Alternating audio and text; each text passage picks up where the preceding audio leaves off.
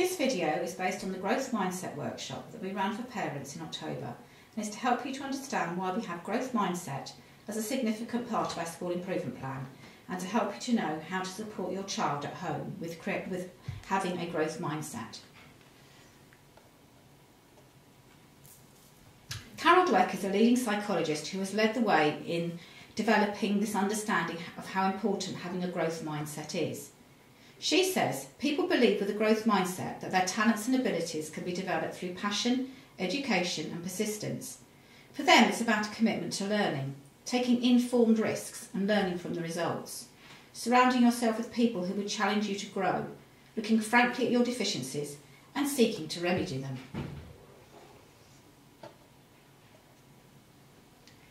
This video gives you a very good introduction to the ideas behind having a growth mindset.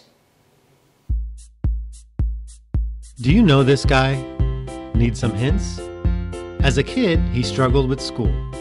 He dropped out of college after only 6 months, and for money would return Coke bottles for 5-cent refunds. Okay, one more. He helped found a company called Apple. You see, Steve Jobs wasn't born rich or a genius, but he did have a growth mindset. Simply put, a growth mindset means that with effort, you can train your brain to get smarter. That's right. Scientists have learned that the human brain acts a lot like a muscle, and using your brain can actually cause it to grow and even get heavier.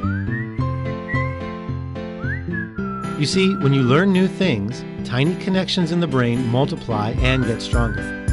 The more you challenge your mind to learn, the more brain cells you grow, leading to a stronger, smarter brain. As a result, things that once seemed hard actually become easier. People with a growth mindset know that it takes effort to train your brain. Start by exploring new information. Learning something new can be scary, and you might get frustrated, but it's only because you haven't yet made the connections your brain needs. It's up to you to take charge. Repeat, repeat, repeat. Just like exercising your body, repeating an action builds strength. Read, write, or say something important at least 5 to 10 times to make it stick. Most importantly, don't give up. When something is hard, that's when you need more effort, not less, to build those connections in the brain. Say, here's one more. Do you know this person? Need a hint? The growth mindset, they can train their brain to become stronger and smarter.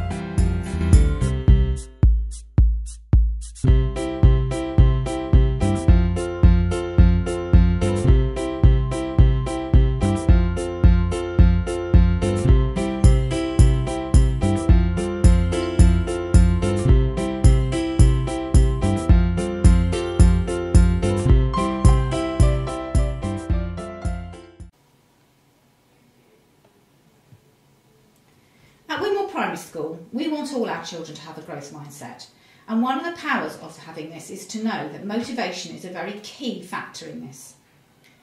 Carol Dweck says, motivation is the most important factor in determining whether you succeed in the long run. What I mean by motivation is not only the desire to achieve, but also the love of learning, the love of challenge and the ability to thrive on obstacles. These are the greatest gifts we can give our students. And it's this philosophy that we have at Windmill Primary School and why it is such a significant part of our school improvement plan. Much of a teacher's time is taken on assessment, day-to-day assessment, seeing how well children have attained in their work on that day. What do they need to do next? What are their next steps? What are their targets? But research has shown that assessment techniques and strategies have very little impact if actually the culture of the classroom isn't right. Are our teachers viewing children as having a fixed ability, believing that they have a potential that they can achieve and that it may be not as high as somebody else's? The environment that we want to put our children in is one in which we believe wholeheartedly that every child has the power to attain as high as they can, to reach the stars, and to actually know that learning can take them to steps that they never dreamed they could achieve.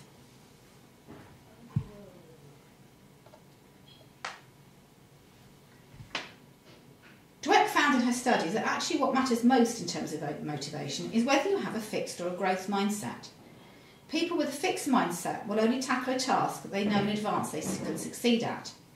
People with a growth mindset not only tackle difficult tasks, but actually thrive on them. Our aim has to be to develop a growth mindset for ourselves, for all our adults working with children, and for the children themselves.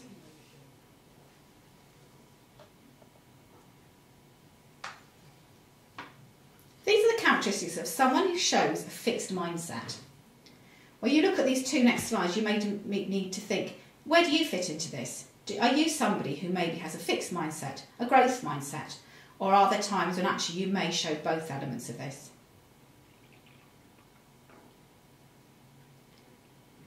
Children who have a fixed mindset will worry about getting things wrong. They won't want to look stupid. They may step out of taking risks because they may make a mistake, and this for them may make them look very vulnerable to other learners. If something gets too hard, they'll just give up.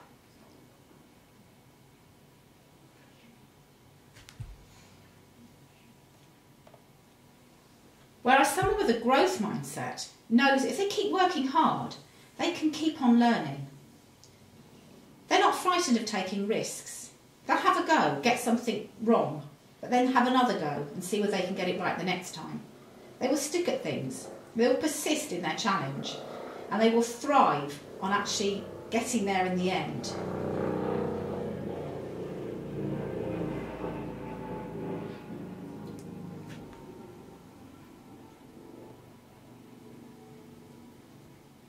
So the key difference is that people with a fixed mindset need to constantly prove their ability, proving they're special or even superior, whereas people with a growth mindset believe that intelligence can be developed through learning, something which brain research has proven to be true.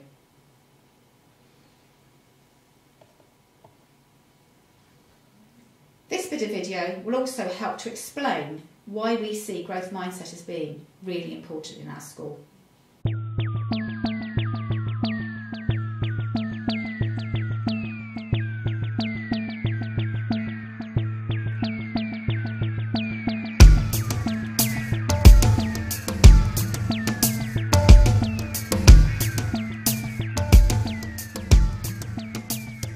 How do you remember the way to school every day? Why do your eyes blink without you even thinking about it? What is it that makes you feel happy, or sad, or even scared? Your brain is in charge of these things, and a lot more. In fact, your brain runs your body, and it controls just about everything you do, even when you're sleeping. And when it comes to learning, your brain is the most important part of your body because it is where all of your thinking and remembering and feeling takes place. Here are some things that we know about the brain. The average human brain weighs about 3 pounds and looks like a big grey wrinkly sponge. A dog's brain is 19 times smaller than a human adult brain, while an elephant's brain is 4 to 5 times bigger than ours. While you're awake, your brain generates up to 25 watts of power, enough to illuminate a light bulb. The biggest part of your brain is a cerebrum, and it has 2 halves, one on either side of your head. Scientists know that the left side of your brain controls the right side of your body, and the right side of your brain controls the left side of your body. When you're thinking, you're using your cerebrum. You need it to solve maths problems, to speak, to draw pictures, to kick a football, to imagine things. Just about anything you do, in fact. Your memory lives in the cerebrum, both short-term memory, like what you ate for dinner last night, and long-term memory, how you felt on your first morning at school. The cerebrum also helps you to reason, like when you work out that you should do your homework now because there's a film you want to watch on TV later. So, the brain is boss, but it can't do it alone. It depends upon lots of microscopic cells called neurons, over 100 billion of them in fact, that let messages flow backwards and forwards between the brain and body. Each neuron has tiny branches that let it connect to other neurons. When you're learning things, electrical messages travel from one neuron to another, over and over. Eventually, the brain starts to create connections or pathways between the neurons, so things become easier and you can do them better and better. Think back to the first time you rode a bike. Your brain had to think about pedalling, staying balanced, steering with the handlebars, watching the road and braking, all at once. Hard work having to think about all these things at the same time. But eventually, as you got more practice, the neurons sent messages backwards and forwards until a pathway was created in your brain. Now you can ride your bike without thinking about it because the neurons have successfully created a bike riding pathway. Creating these neural pathways is how you learn and remember things. So, the more you use your brain to create these pathways, the more you will learn. Your brain is responsible for your feelings and emotions too. It's normal to feel all different kinds of emotions: happy, sad, worried, or stressed. One of the things that we know for sure is that our emotions have a big impact on the way we learn. Feelings of stress or anxiety can make it very difficult for someone to learn. When you feel threatened or worried, your brain is programmed to trigger the release of chemicals such as adrenaline and cortisol into your body. These chemicals quickly alter the way you think, feel, and behave, making it difficult to think clearly or take in new information. Scientists believe that we learn best when we are happy and relaxed. That is when our brain processes information most efficiently. There are other physical factors that can affect your brain's ability to concentrate and learn effectively. The brain requires water for creating neural pathways, so being dehydrated can mean that your thinking will be less effective. Not having enough water in your system can also lead to a rise in salt and increased blood pressure, which in turn can cause stress. The brain also needs the right balance of proteins, fats, vegetables, carbohydrates, and sugars to work efficiently. So, maintaining a balanced and healthy diet is important for effective learning. If you have a diet that is too high in sugar and food additives, you will probably find it difficult to concentrate well, and it might even affect the way you behave. Other things can have an impact on your brain's ability to work efficiently. When you're tired or hungry, too hot or too cold, it's unlikely that you'll be able to concentrate effectively on learning. Sitting still for long periods of time can affect your ability to concentrate and study. It's good to take brain breaks where you do some physical movement or exercise. This will increase the oxygen in your bloodstream, which will help the neurons to fire. Many people believe that a person's intelligence is fixed and it is not possible to become smarter. In fact, our brains are constantly changing and creating new neural pathways. This means that everyone is capable of learning and becoming more intelligent. There's lots you can do to make sure that your brain is healthy by creating the best conditions for learning. Firstly, the more you use your brain, the more efficient it will become. Challenge yourself in your learning, be ambitious, set targets for yourself, and make sure that you have an imaginative and an inquiring mind. Use your brain by doing challenging activities, such as puzzles, reading, playing music, drawing, playing computer games, or anything else that gives your brain a workout. Make sure that you eat enough healthy foods that will give your brain the minerals it needs to function well. Drink plenty of water to make sure that you stay properly hydrated. Take regular exercise to increase the level of oxygen in your blood. Make sure that you get enough rest and sleep. Break your study sessions into chunks to aid concentration and take regular brain breaks to help maintain focus. Stimulate your brain in different ways. A combination of audio, visual, and kinesthetic learning is often the best way to take in new information and learn new skills. Remember that your emotions play a big role in how well you learn. It's best to avoid studying or trying to learn new things when you're stressed or upset. Why not check out the other sections on memory and emotions?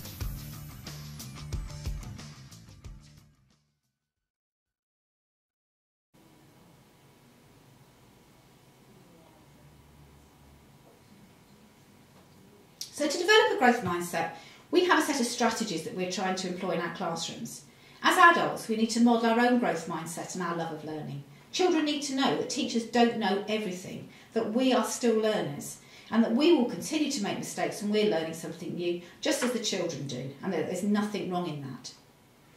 We need also to teach our children that the brain is a bit like elastic. It can grow, it can develop. and that intelligence isn't fixed. You're not just born with your ability. It can improve, it can get better. And although we may not be able to do something now, we will be able to in time. So we just can't do it yet. We need to transform difficulty into new and deeper learning and avoid expressing sympathy when children are stuck. So if you go into our classrooms, you'll see posters on the wall which say, "You're puzzled, great, because you're about to start learning." We also need to celebrate what's been learned through being challenged. We need to think about how we reward the learning process and not just the outcomes, and not just the best and not just the perfect, but those children who persist and struggle but actually overcome those problems have actually learnt more than the child who gets something right the first time. So we need to praise pupils for what they've accomplished and the strategies they've used, such as practice, persistence, evaluating and making improvements. If a child completes a task quickly and perfectly, we should apologise actually, because we've wasted their time in not giving them work that was challenging enough.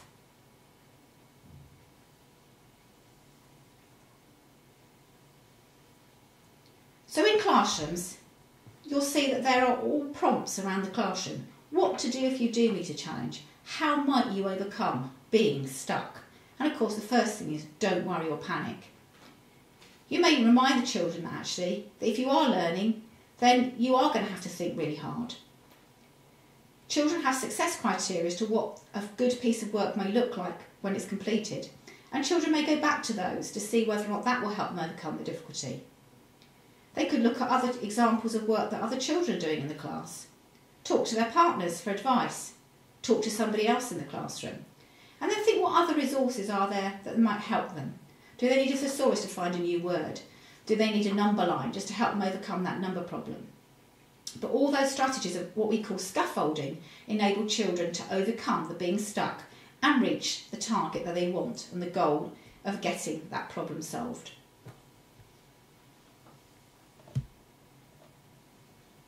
So in our classrooms, when we're rewarding house points and marbles in the jar, we're looking for the learning process and making sure that children who do persist, who do stick at their learning, get rewards just as much as those children who in the end get something right, because that is every bit as important in our culture as the finished product.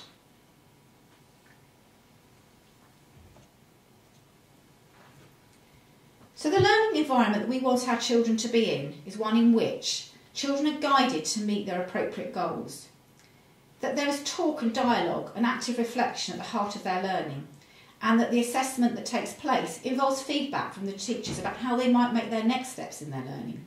Children are involved in supporting one another in knowing how they might improve that piece of work to make it even better.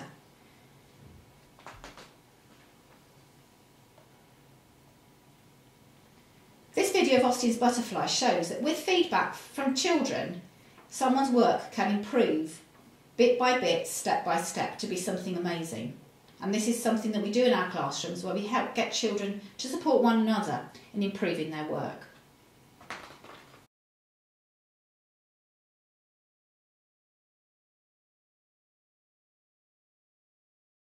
What would you guys say to teachers if they're not getting high quality work?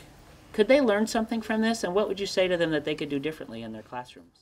This is a story called Austin's Butterfly, and it's a true story about a first grade boy, and his name is Austin, and he goes to school, or used to go to school, in a town called Boise, Idaho. And in his class in Boise, Idaho, they were studying butterflies, and he had to do a project. His job in first grade was to draw a butterfly, and this is the butterfly that he picked. Austin had to use this photograph as his model, and he had to draw an accurate scientific drawing of this butterfly. This is called a tiger swallowtail. I knew it! Can you tell, Toby, why it's called tiger? Because it kind of has the stripes of the tiger right there. Good. So, here was Austin's job. He was supposed to do a scientific drawing of that butterfly. But remember, Austin was only in first grade. And you know what he did? He forgot to look like a scientist carefully. He got his paper and he just started to draw the image of a butterfly that he had in his head. And he wasn't looking like a scientist, and so this is what he drew. Whoa. It's not bad, and it is a butterfly, But does it look exactly like this? No. No, it doesn't yet. It doesn't look exactly like this yet. And so they didn't look at this and say, good, Austin, you're done. They said, Austin, good start. Now we can start giving you critique so you can do a second draft and make it better, and a third draft and make it better, and you can make it much, much closer to this. And he was ready to go. All of the first graders in his critique group sat on the floor like you guys are, and they decided to split their advice into two kinds. First, just the shape of the wings. And then when the shape was right, they'd give him advice about the pattern inside the wings. Alia, what would you say? You can make it much pointier. Good. These wings could be much pointier. Who else would add something? Atak, what would you say? How about the angle? Because, not to be mean about Yes. the angle, it's just not exact, so... Okay, so show me. Come on up here, Atak. Show me what you would ask him to do slightly differently. like to make it a little longer. Longer where? Draw Like- where you would do it. Right there. Okay, so pull this out longer. Yeah. That's very specific, Atak. Thank you. Jamila, what would you say? It's like a triangle. Good. Jamila, I love that. So you're saying more like a triangle shape. And I agree. Well, you know what? Those first graders came up with most of those same ideas. And you know what Austin said? He said, okay, I'll go try. And he went back to his seat and he drew this. Wow. Does this look more like a triangle? Yeah. Yeah. Did he go out further, like Atak was suggesting? Yes. Did he add some jaggedness here, Yes. like Cindy? Did he get rid of that bottom thing? Yes. So he did listen to his friends, and he made it better. It's not perfect. Toby, what would you say? I'd say don't put those little tail things so pointed in. I'd say put them more pointed down. Good. Okay, and Ethan, what would you say? I think you should make the wings like this, not like this. Okay, he listened to his friends, and they said, this is really a lot better, Austin. That second draft really is better. Yeah, maybe you can make a third one. Good. Maybe he could make a third draft. And so he did this draft. That's his third draft. That's his third draft, Hadley. That's just right. Elijah, what do you notice there? Well, one wing's more pointed than the other, and that side is a little bit higher than the others. Good. Coburn? Right here, it doesn't have the inside thing still. Ah, okay. Needs a little bit more of that notch. So, do you think maybe he should do a fourth draft? Yeah. Well, that's just what he said. He said, shoot, okay, I got round again. I'll go back and do a fourth draft. Listen. He listened. Does it look more even like Elijah was suggesting? Yes. Yeah, and does it look like it's coming out a little sharper, like Cindy was suggesting? And like Attack was saying, it's a little, the angle looks a little better. So now Austin was feeling really good. He said, am I ready to add some pattern? And they said, okay, why don't you try adding some of the pattern? And he did. He's good at it. He is so good. And then they said, Austin, you're ready for color. Really? Let's look at his last draft. Wow. And what do you think? Did it come out really good? Yeah. Yeah. Actually looks way. What do you think about how much progress he made? And Tak, what would you say about his progress? He made like a lot of progress. He persevered doing it. His friends were honest with him. What was it about the kinds of advice that they gave that allowed him to get better each time? Hassan? Well, they told him what was wrong about it. Did they say it's just wrong, or were they more specific than that? They were more specific, but they weren't mean about it. Great. Hadley. He made 6 drafts. And so is that something that other kids should learn from? What should we learn from that?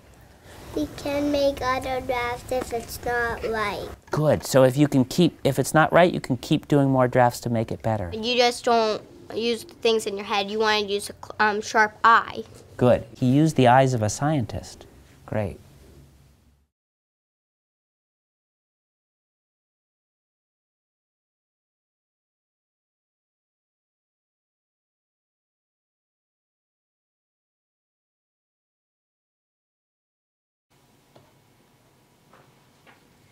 In our classrooms, we have displays to celebrate children who have a growth mindset. We want children to know about the brain. We want them to know how having a fixed mindset actually ties their brain up, whereas having a growth mindset enables it to grow. And children's names we put on post-its when they've shown a growth mindset and put up onto these displays.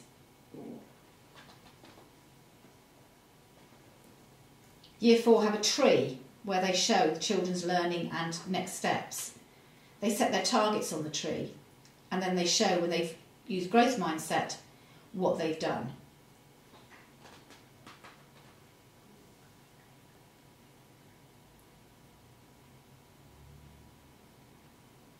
We have messages around school where children can encourage them that actually trying and having another go is the route to achieving in the end.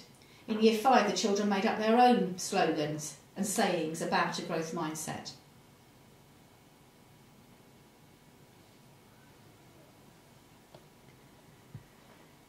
And finally, this video may just help you think about how, when you've been knocked down many times, there are people who show a growth mindset and have gone on to be some of our most famous people in our world.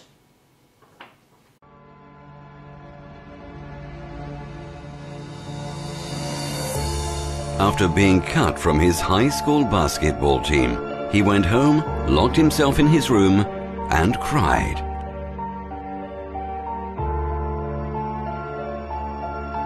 He wasn't able to speak until he was almost 4 years old, and his teachers said he would never amount to much.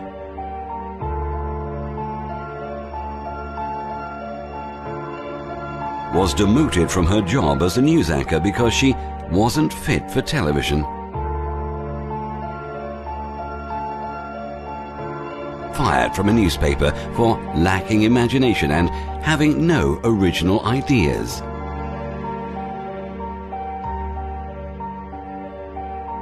At age 11, he was cut from his team after being diagnosed with a growth hormone deficiency, which made him smaller in stature than most kids his age.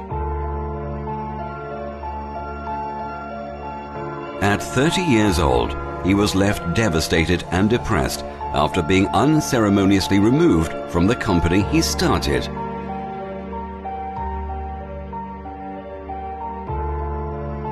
A high school dropout whose personal struggles with drugs and poverty culminated in an unsuccessful suicide attempt.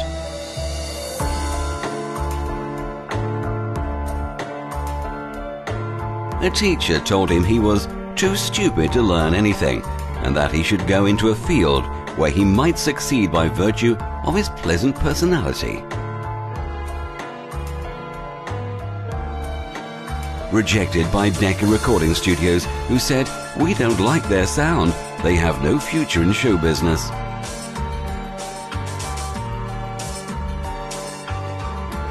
His first book was rejected by 27 publishers.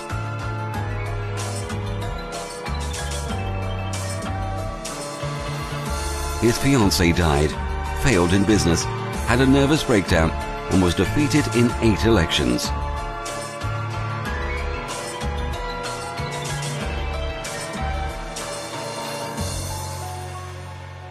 If you've never failed, you've never tried anything new.